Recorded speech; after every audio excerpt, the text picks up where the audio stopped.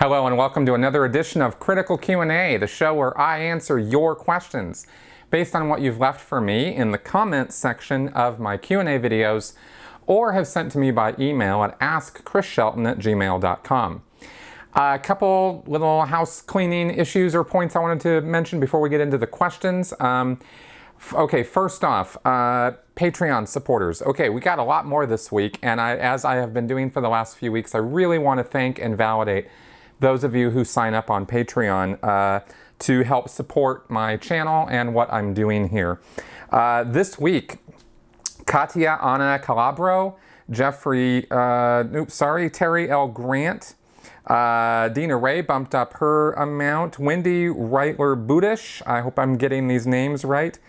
Let's see, Katie Cack, Andrew Williams, The Crackpot, and Gabriella Lowley, all signed up this week. So welcome to this channel and being a supporter of it. And also, it came up that some people were a little confused about how Patreon works, and so I wanted to just quickly say, if you support this channel through Patreon, what it means is that you are pledging a certain amount of money every month. That's how it works. Sometimes on Patreon, people will do it by piece of content that they upload, like a songwriter might put a song up, and so everybody who pledges for him on his account will, $1, $2, whatever it is, every time he puts a song up, they're deducted $1. But in my case, what I've opted to do is, instead of doing it every time I upload content, because I do 3 videos a week, so that's 12 to 15 videos a month, rather than do it per piece of content that I upload, I instead do it every month. So if you go to Patreon and sign up there for for $2, then every month $2 is deducted from your account, and that's how that works, and that's what helps support this channel. So that's how that goes. Another thing that I needed to mention, because we are getting more subscribers now, and I'm more than happy to have more people coming on board here and listening to all the things that I've got to say, is my moderation policy. I don't think I've ever really discussed this before, at least not that I remember. But there is a moderation policy in the comments section of my channel, and I have been really trying to be very tolerant, very open to disagreements, to issues people have with things that I have said. I really try to engage with people if I feel there is a real problem or issue, immediately or maybe a few days after the fact, because if I don't see it right away, because I don't, it's not like every morning I go through and scan all my comments, but I do see them all eventually. And I don't want to have, people disagreeing with me if it's based on some misunderstanding or some, somebody else's issue, and then they're bringing it and, putting it on me or something. I mean, all these things, whatever. But some people are just kind of trollish, and they are personally insulting in a way that I would never, ever accept somebody talking to me like in real life.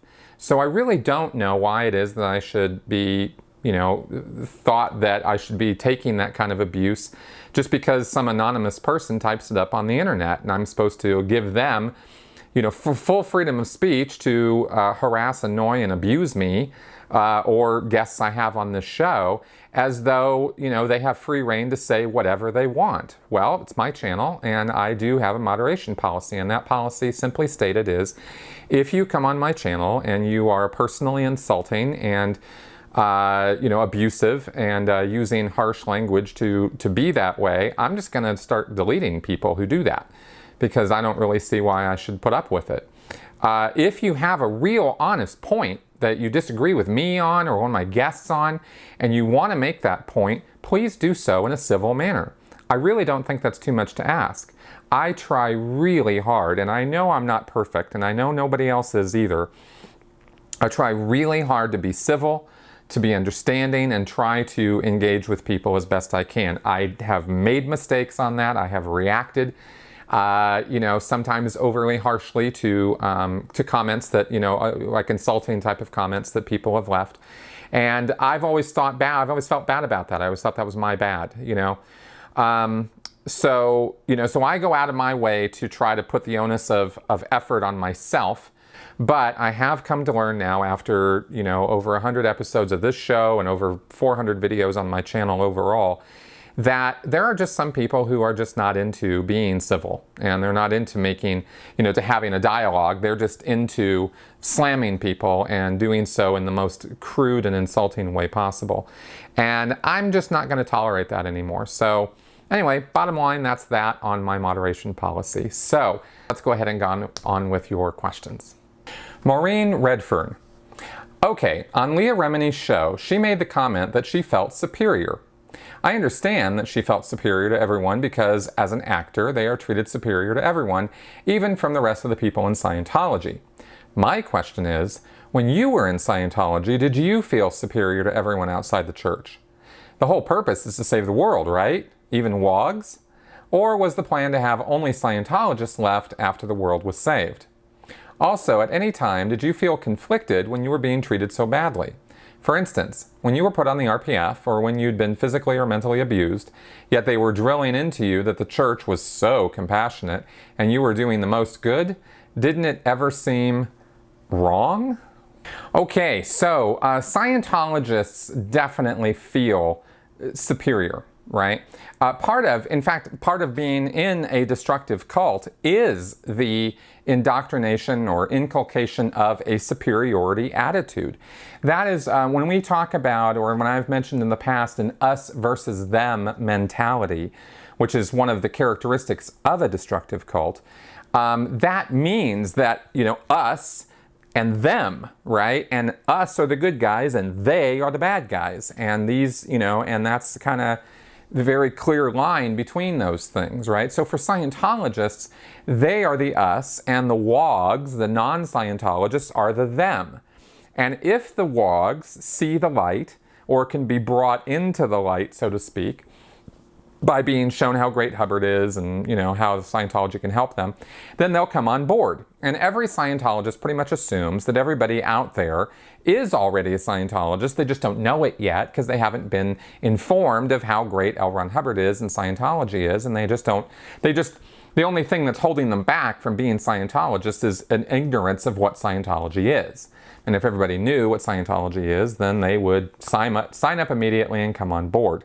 So with that, and with a lot of Hubbard's writings, comes the attitude that the Scientologists and especially Scientology auditors are the elite of planet Earth, right? Are the upper 10th of the upper 20th of all human beings, this kind of idea or this kind of thinking.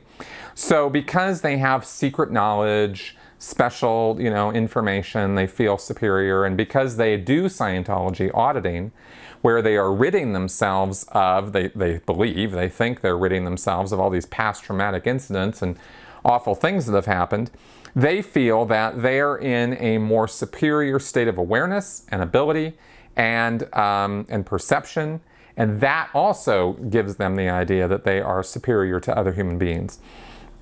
It's totally delusional. Okay, there is no truth to it at all. Scientologists are nothing special. There are good Scientologists, there are bad Scientologists, there are smart Scientologists, there are dumb Scientologists. Just same as any, normal group of human beings. So there is nothing about Scientologists that make them better than everybody else, but they definitely think that they are because of their knowledge and the auditing. Now, as far as the kind of, as you mentioned, the sort of the opposite of that, or the when I was in Scientology and I was getting beat on or abused, that abuse or those experiences that I had, like going to the RPF or being assaulted, let's say, because that happened to me. When those things happen, they are happening from people who I believed were superior to me, either senior to me in rank or rating in the Sea Org.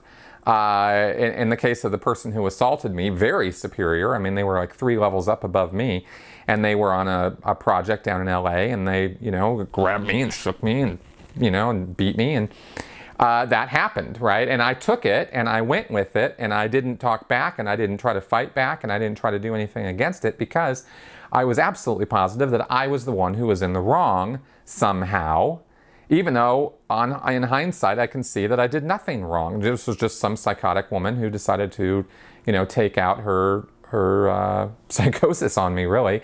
And that's kind of what happened, right? But at the time, being surrounded by Sea Org members and being in a place where everybody agreed that this woman was a senior officer and knew what she was doing, and I had pissed her off, I was the one who deserved that, right? So it wasn't a feeling that as a Scientologist I wasn't superior anymore. Compared to the rest of the world, I definitely felt superior. But compared to her, and in that situation, I did not feel superior. And I also did feel like this was a person who was on a mission to save the world. She was from international management. And I was a, lowly continental Western United States management staff member, which was not a lowly position in the Sea Org, but I was certainly, lower than her. So I didn't feel like, I had any position to fight back against that. But I also felt like she was more, the term in Scientology is on purpose. Not that you do something on purpose, but that you are on purpose. It's on hyphen purpose. In other words, there's a purpose or a drive or an intention or a goal that Scientologists have. Sea Org members have, right? Clearing the planet, getting everybody into Scientology, making the world a better place, right? Ridding the world of insanity, war, and criminality. I mean, these are big goals that Scientologists put out there for themselves. And if you're on purpose, then that means you're with the program. You're doing the job that's going to get those targets accomplished. And so when I messed up on something, according to what this woman, said that I had messed up on, then I was, to that degree, kind of off purpose, right? I had messed up. And so she was, dealing with me because I had, gone off purpose to some degree. It was another Scientology's way of saying it or putting it. And so that was why I didn't doubt my superiority to non-Scientologists during those moments, but I certainly wasn't feeling very superior within the Sea Org at that time. So I hope that gives a picture of the attitude there. Sonia Mallet. I was bummed out when I learned a few years ago that I share my birth date of March 13th with LRH. I'm aware of anti-Scientology protests on his birthday. One day, I hope to celebrate my birthday by flying to Florida to protest. What about LRH special birthday celebrations or commemorations? What are they like? Do they focus on maintaining LRH's image and larger-than-life personality? Oh, you bet they do. The 13 March event, which is the event that is specifically in honor of L. Ron Hubbard, is all about L. Ron Hubbard for the most part. And they always have what they call a source briefing. L. Ron Hubbard is source. Capital S, source in Scientology. He's the guy who supposedly, according to Scientologists, came up with and discovered all of Dianetics and Scientology, which I've already proven on this channel numerous times is not true, but that's what Scientologists believe, because that's what L. Ron Hubbard told them to believe. He said he was the single source of all of it. So L. Ron Hubbard's event on 13 March is sort of the source event. And so there is a source briefing that happens, and this is usually Danny Sherman or David Miscavige does the briefing, and that Danny Sherman is the L. Ron Hubbard biographer. The Sea Org hired him, oh God, a long time ago, and there has been no biography forthcoming from the church. And I mean, I'm talking about like 20 years ago they hired him to do this job, and he still hasn't gotten a biography pushed out. Apparently it's been written, but like everything, David Miscavige just sits on things and delays it. But Danny Sherman is used, he's a Scientologist, he's an OT, and he's fully on board with whatever David Miscavige tells him to do. He's the one who writes most of Miscavige's speeches anyway. But he's the one who does these special briefings about how great L. Ron Hubbard was and gives some slice of life stories and, you know, notes out of his logs and journals, and or he'll just, you know, spin these tales of you know, wonder that L. Ron Hubbard was always on the path to greatness, right? From a very young age, he knew what it was he was going to do with his life, and it was all about saving mankind from the age of 4. You know, I mean, just the yarns they spin about Hubbard, you'd be amazed at some of the claims that Sherman has made over the years about L. Ron Hubbard.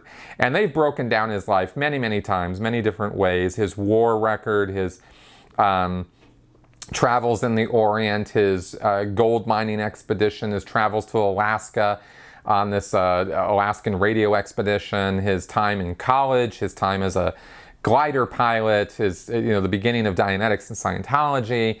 I mean, they've taken all these little chunks of his life and sort of divvied them up and talked about them ad nauseum, really. And all of it is total pure fantasy. But it's what the, you know, flock needs in order to keep up the, you know, pretense that L. Ron Hubbard was this brilliant genius philosopher that nobody else could ever match in genius, smarts, intelligence, wisdom, and you know, and writing ability. So that's sort of the whole thrust of the 13 March event. The other thing that goes on every year at that event, and has been for for decades now, is the birthday game results. That's 13 March is when the birthday game ends that week. And the birthday game, as I've talked about before, is the game that the different organizations play between themselves to try to expand more than every other organization in the world relative to their size. So at the beginning of the year, 13 March, they're at a certain size. They have, you know, let's say you have some organizations got 20 staff and it's producing, you know, $1,000 a week or something like that, you know, and various other statistics that it keeps. And then maybe there's some other organization that's bigger than they are, like they've got 50 staff and they're producing $10,000 a week or something. So they play for the year trying to get those stats up, and whichever one expands more relative to its size, not volume, but relative to its size, is the one that's supposed to win the birthday game.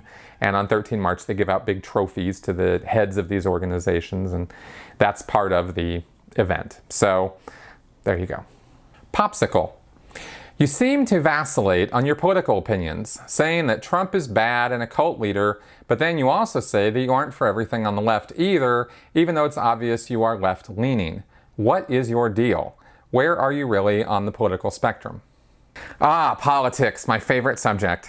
I thought I would take up this question and just sort of, I don't know, you know, just sort of throw some things out here. Politics is, you know, so subjective, so full of opinions and ideas, and so not full of very many facts, that I've just kind of given up on any idea of critical thinking in regards to politics. And sometimes my, you know, opinions and ideas come out on the subject.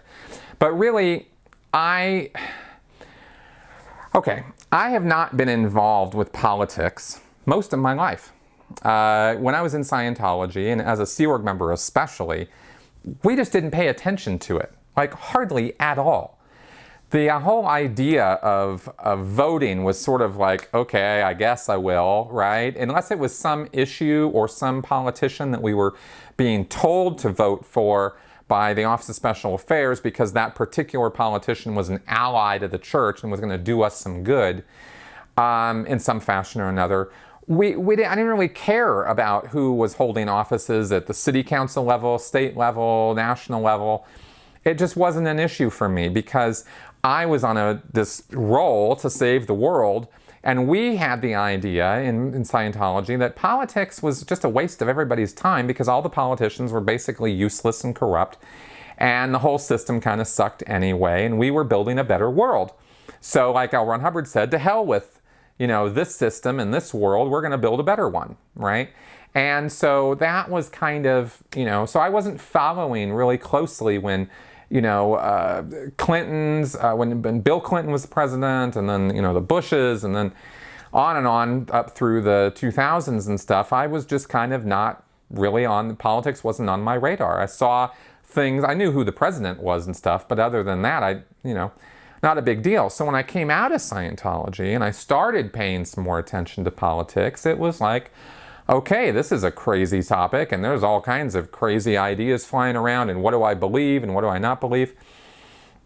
And I have come to find, I started thinking that I was more Democrat than Republican because of my socials and some of my economic leanings. But I thought, but as time has, this last election has really soured me on both the Dems and the Republicans, right? I'm not really big on the DNC right now. I think they blew it. And then when I look further into it, because now I have the time to do that and the interest to do it, I kind of think the Dems have been blowing it for many, many, many years, right? As far as a political entity, the DNC, the Democratic National Committee. I think these guys are just screwing around. I think they're kind of hard to differentiate in a lot of ways from the GOP, as far as where they get their money from, who influences them, and I got a little bit disaffected with the whole system when I saw a study that it was done that showed that Congress is kind of voting for what Congress votes for, regardless of what the public wants or tells them to vote for policy-wise, right? There was a pretty definitive study against the voting records versus what the public were pushing that showed that Congress was not really listening that much. And that took a lot of wind out of my sails too, as far as trying to do something and make a difference politically. My leanings personally, I guess, go in the direction of caring for the people in the country, all the people, right? And I would like to see universal health care because I think that's a really, really good idea. I have struggled with health care personally, right? Since coming out of Scientology, and I kind of thought about that for quite a while, looked at various systems going on in the world, and I thought, yeah, universal healthcare would be a really good idea here in the States. But our system doesn't really jive with it so well, and it's just been this, and who knew it was so complicated? Right? So I know that there's a lot of work to do on that kind of thing. I'm big on equal rights, as everybody, who watches this channel knows, for everyone. I don't really care about what religion you are, what race you are, what gender you think you are. I don't care about any of that, right? As far as rights under the law. And, there's going to be so many opinions flying around about these things as to whether we all do have equal rights or don't have equal rights. Well, I know legally, we're supposed to, but human beings are enforcing the law, and their biases and prejudices and inability to think critically and inability to differentiate people one from the next, or their ability to listen to people when they're trying to explain what's going on. I mean, there's just every error you can possibly make is splashed all over the media every day when it comes to law enforcement problems.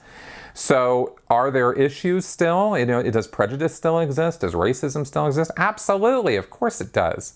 And anybody who says otherwise, come on, open your eyes, right? We have inequities, we have problems.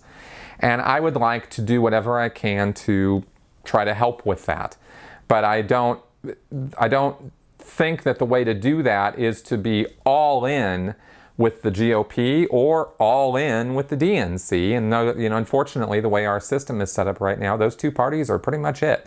The third parties need to kind of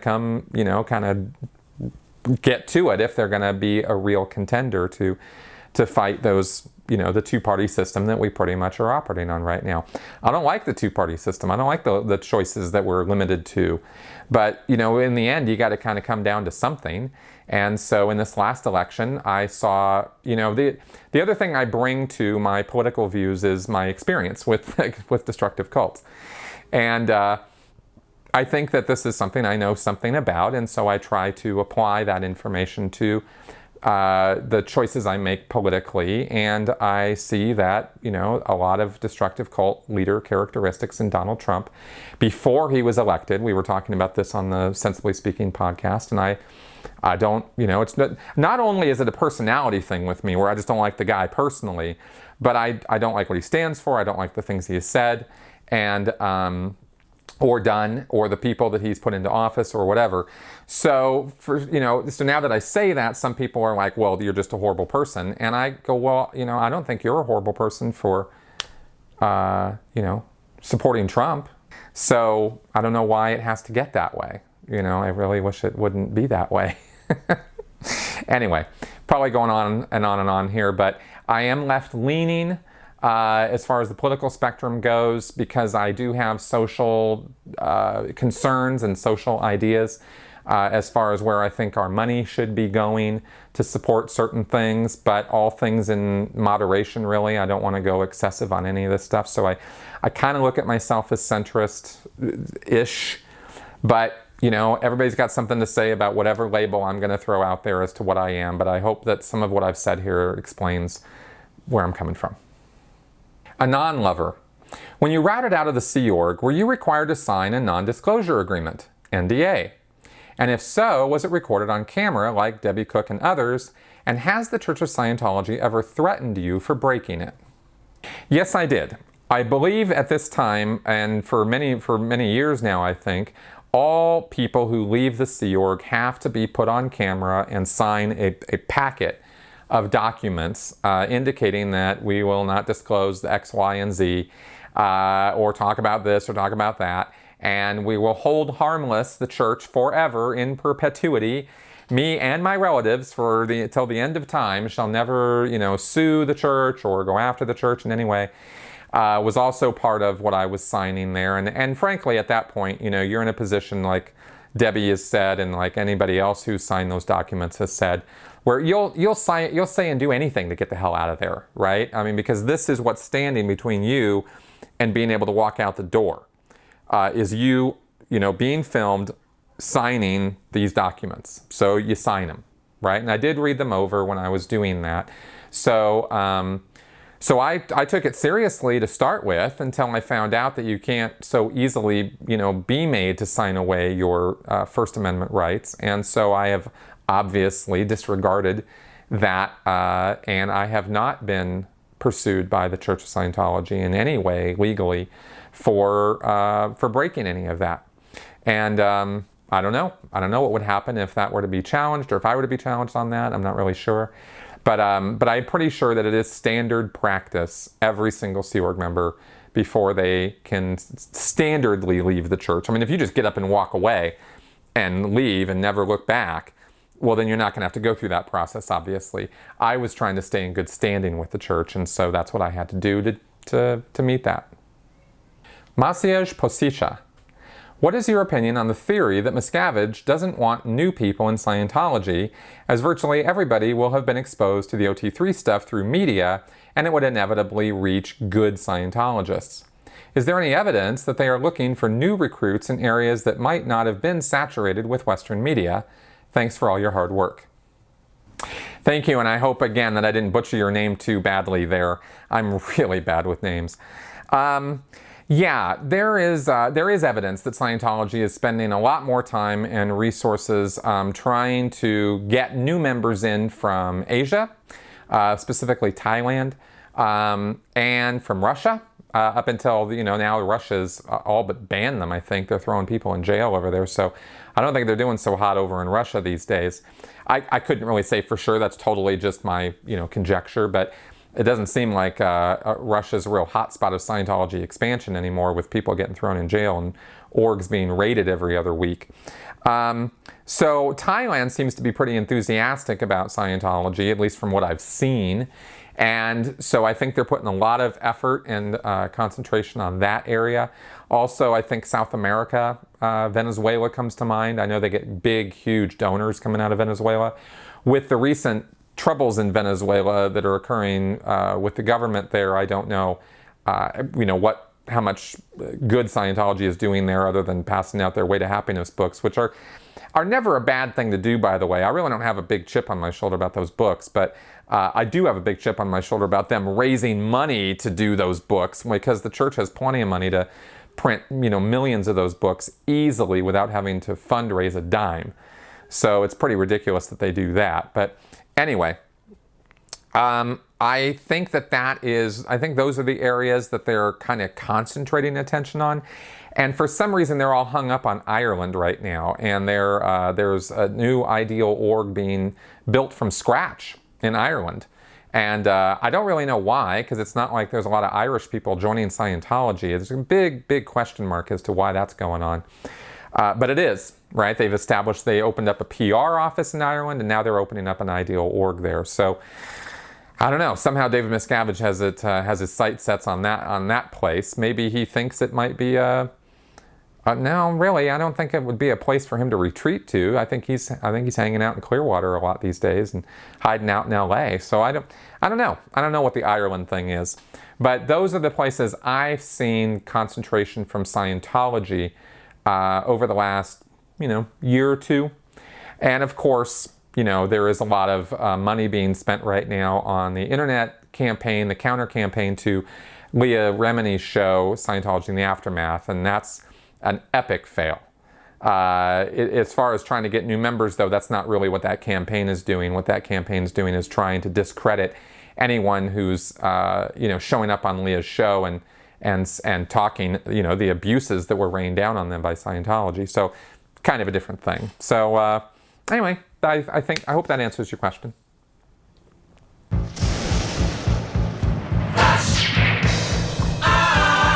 And with that incredibly silly intro, it is time for Flash Answers. Amanda Burke. So there is often reference to the Guardian's office and Operation Snow White as the largest infiltration of the US government in its history. Is there ever any mention of what was contained in the thousands of documents that they stole? Well, you can find a lot of the documents that were raided by the FBI from the church when they conducted that raid in, I think it was 1977. Those documents are around and available for download, I think on WikiLeaks or, kind of Google is your friend on that.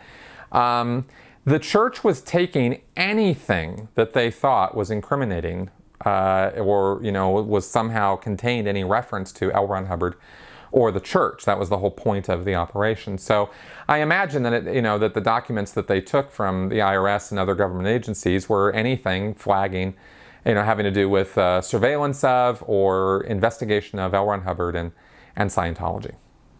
Superman 1972 US.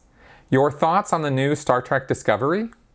No real thoughts yet because it hasn't aired that I've seen, but I'm not impressed with the commercials that I've seen so far. It looks like they're on some social justice tear or something. I don't know. I like Star Trek for the essence of Star Trek, which is, hey, let's all get along in a future where, mankind, as humankind, is moving forward and exploring the galaxy and trying to make the galaxy a better place, right? I'm all about that philosophy. When it starts getting into other things, than the adventure and the excitement and the good storytelling, that is to me the hallmark of excellent Star Trek. When it gets off into other things, I think it loses, and that's kind of what I'm sort of seeing a bit in the commercials, but I could be wrong. Commercials and trailers have been dead wrong before, and so it could be a great show. We'll just have to see. Mr. Marathon 1989. I've noticed that people clap very loudly at IAS events when Miscavige is introduced. Is that because they will be sent to the RPF if they don't clap loudly enough? Well, let me put it this way. Public Scientologists and regular staff members don't go to the RPF, just Sea Org members do. But if a Sea Org member were seen standing around with his hands in his pockets or, doing a Colin Kaepernick and taking a knee, so to speak, figuratively, when Miscavige came out on stage or at the event or anywhere else, right?